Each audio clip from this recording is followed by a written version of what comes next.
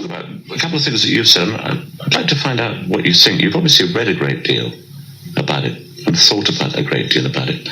But you do talk about sometimes a sense of destiny, a sense of having someone up there looking after. So the first question has to be, what does spirituality mean to you?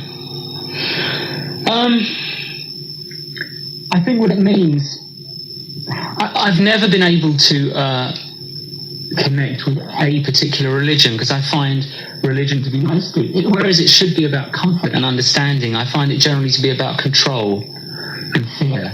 And I find that can't be, that's just not really, and I don't need those things. I don't need to be controlled. I don't need to fear things in order to live my life and find reasons to be good or bad, really.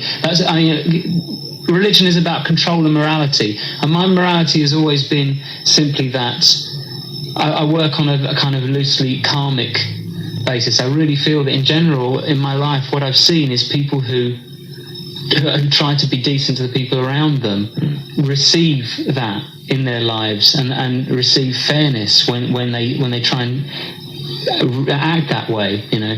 And I think the rules that I live my life by is that I would never want to do anything to anybody else. I never want to put anybody else in a position that I would not want to find myself in. And I've never feel like I've walked on people or made enemies in the business, or I feel like I've tried to do my best to be decent to people. And that is enough for me. That's how I make my decisions on what is right and wrong. And I was taught that very strongly by my parents, so it comes quite naturally to me. And in terms of any other spirituality, I do believe that there are,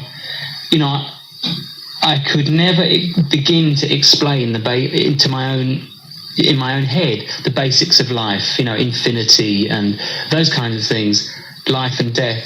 Eventually, I realised I have no idea about these things. So how can you be closed to anything?